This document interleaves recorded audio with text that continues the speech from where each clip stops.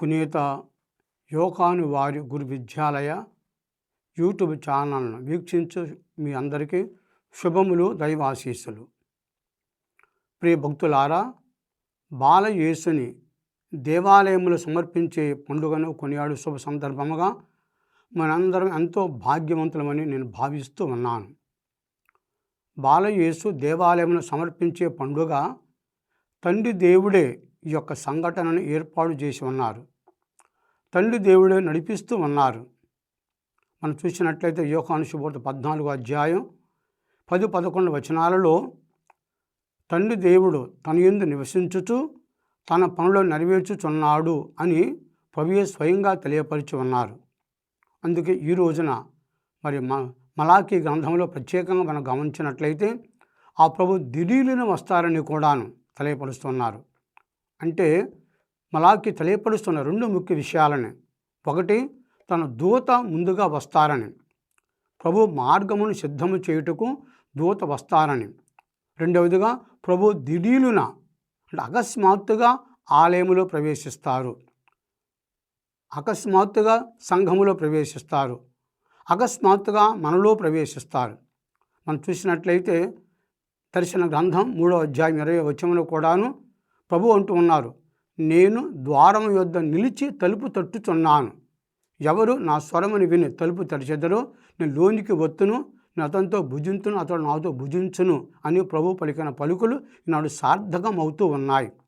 మరి మలాకి ఆ విషయాన్ని తెలియపరుస్తున్నారు, ప్రభు రాకడను గూర్చి. అందుకే ఆ దూతగా మనం ఏలియా ఆత్మను కలిగిన బాప్తిస్మిచ్చే యోహాను వారు మరి ఆ ప్రభుని గురించి తెలియపరిచి ఉన్నారు. ఆయన అన్నారు కూడా, నేను మిమ్మల్ని నీటితో బాప్తిసం ఇస్తూ ఉన్నాను, కానీ నా తర్వాత వచ్చేటువంటి వారు మిమ్మల్ని పరిశుద్ధాత్మతో అగ్నితోనూ స్నానం చేయించరని.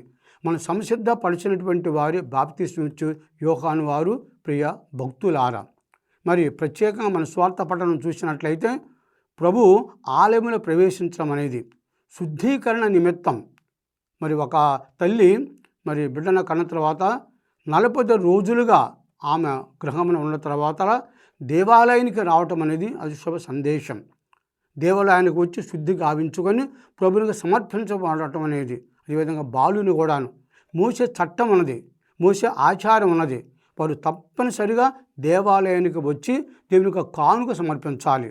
ఒక గొర్రె పిల్లను కానీ, అదే పేదవారు అన్నట్టయితే తర్వాత పావురంల పిల్లలు కానీ గువ్వ పిల్లలు కానీ సమర్పించే ఒక ఆచారం వాళ్ళకు ఉంది.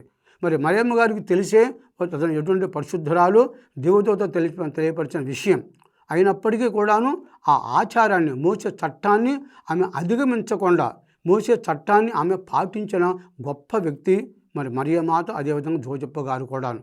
మరి ఆలయానికి వచ్చినప్పుడు ప్రత్యేకంగా మనం ఈనాడు చూసిన ముగ్గురు వ్యక్తులలో మరి ప్రత్యేకంగా మరి యేసు ప్రభు, మరియమాత, జోజప్ప గారు, సిమోను ప్రవక్త, అదేవిధంగా అన్నమని ప్రవక్తని మనం బాహ్యంగా చూస్తూ ఉన్నాం.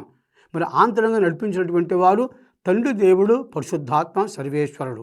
మరి మనం తప్పనిసరిగా వీటిని మనం ధ్యానిస్తూ ఉండాలి. మరి మరియమాత, జోజప్ప గారు బాలయేసుని ఆలయం తీసుకుని వచ్చినప్పుడు మరి సిమోను ప్రవక్తకు ముందుగానే పరిశుద్ధాత్మ తెలియపరిచి ఉన్నారు, బాలయేసుని రక్షకుని కనులార గాంచే వరకు కూడాను నువ్వు మరణింపవని కూడాను. మరి ఎంతోమంది బిడ్డలు వస్తూ ఉంటారు ఆలయానికి. మరి దేవుని యొక్క ఆత్మ వలన ఇగో రక్షకుడని ఆయన గ్రహించి ఉన్నాడు.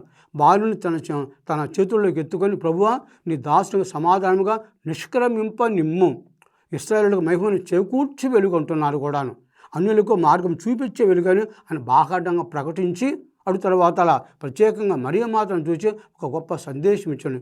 ఈ బాలుడు ఇశ్రాయేలీయులలో పతనమునకు ఉద్ధరింపునకు కారకుడను వివాదాస్పదమైన గుర్తుగా నియమింపబడి ఉన్నాడు అని పలుకుతూ ఒక ఖడ్గము నీ హృదయంలో దూసుకొని పోనుదని చెప్పడం అనేది మరి చూడండి ఎటువంటి ముఖ్య విషయము. దేవుని ఆత్మను కలిగి ఉన్నాడు కాబట్టి ఆ ఆత్మ ప్రకారంగా ఆయన ఒక గొప్ప సందేశం ఇచ్చి ఉన్నాడు. అదేవిధంగా అన్నమనుడి ప్రవక్త కూడాను ఆ సందర్భంలో వచ్చి ఆమె మరి 84 సంవత్సరములుగా మరి ఆ దేవాలయములో ఉండి ఉపవాసముల ప్రార్థనలు చేయొచ్చు. మరి ఆ ప్రభుని చూసి ప్రతి ఒక్కరికి కూడాను మరి ఆ ప్రభు గురించి చెప్పసాగి ఉంది. అంటే ప్రార్థన, ఉపవాసము ఎంత ముఖ్యమైన జీవితంలో. యేసు ప్రభు కూడా తెలియపరచు తన శిష్యులు కూడాను వారు దుష్టాత్మను పోగొట్టలేనప్పుడు కూడాను ఇటువంటి దుష్ట శక్తులు ఏ విధంగా సాధ్యమవుతున్నాయి? ప్రార్థన వలన, ఉపవాసాలు మాత్రమే సాధ్యమవుతున్నాయని. మన ప్రభువుని యేసుని ఏ విధంగానైతే దేవాలయంలో సమర్పించి ఉన్నారు, మరి ప్రభువు కూడాను మనం దీవిస్తూ ఉన్నారు. కాబట్టి మనముగా సమర్పణ అవుతూ ఉండాలి కూడాను. 51వ కీర్తన 17వ వచనం చూసినట్టయితే కూడాను విరిగి నలిగిన హృదయమును కృతజ్ఞత మనం ప్రభు స్వీకరిస్తూ ఉన్నారు. ఆ విధంగా మన సమర్పణ అవుతూ ఉండాలి కూడాను. యేసు దేవాలయంలో సమర్పణ అనేది మన సమర్పణగా చూస్తూ ఉండాలి. మనం అంకితం అవుతూ ఉండాలి, దేవుని సమర్పణ అవుతూ ఉండాలి కూడాను. దేవునికి అపారమైన దేవుని నిండుగా పొంది దేవుని ఆత్మచేత నడిపింపబడుతూ ఉండాలి. ఆ ప్రభుని కలిగి ఉండాలి. మరి గలతీయులకు రాసిన 2వ అధ్యాయం 20వ వచనం పౌలుగా తెలియపరుచున్నారు, ఇక జీవించినది నేను కాదు, క్రీస్తే నాయందు జీవించుతున్నాడని. అందుకని మరి మరియమాత చేతులలో మరి యేసు కనపడుతున్నారు, జోజప్ప గారి చేతుల్లో యేసు కనపడుతూ ఉన్నారు, అదేవిధంగా సిమోను ప్రవక్త చేతుల్లో యేసు కనపడుతూ ఉన్నారు. అందుకే మనకు ఒక చక్కటి సందేశం ఏంటంటే టు జీసస్ త్రూ మేరీ, మరియ మాత ద్వారా ప్రభుని చేరటం అనేది దేవుడు ఈ లోకంలో తన దివ్యకుమారి మరియ మాత ద్వారా మనకు అందించి ఉన్నారు. కాబట్టి మనము కూడా ఈ పండుగ రోజున మనం తప్పనిసరిగా గ్రహించాల్సిన విషయం కూడాను శుద్ధి గావింపబడుతూ ఉండాలి. పాప జీవితం ద్వారా శుద్ధి గావింపబడుతూ ఉండాలి. అదేవిధంగా ప్రభుని స్వీకరిస్తూ ఉండాలి. మత్తయి సువార్త 5వ అధ్యాయం 8వ వచనంలో కూడాను నిర్మల హృదయులు ధన్యులు వారు దేవుని దర్శింతురు అని. కాబట్టి దేవాలయంలో ఉన్న ఆ దేవుని నిత్యం కూడా మాకు దేవాలయంగా మారిపోతుంది. పౌలు గారు తెలియపరుచుకున్నారు కూడాను. మరి మొదటి కొరింథీయులకు రాసిన 3వ అధ్యాయం 16వ వచనం మీ దేహం దేవాలయం అని మీరు గుర్తించాలని తెలియపరుస్తున్నారు. కాబట్టి ఆ ప్రభుని స్వీకరించి మనము దేవాలయంగా మారి ప్రభుని ప్రకటించి ప్రసాదించమని, ప్రభు సాక్ష్యం పలికి వరము దయచేయమని ప్రత్యేకంగా దేవుని మనము మనసారా కోరుకుందాం.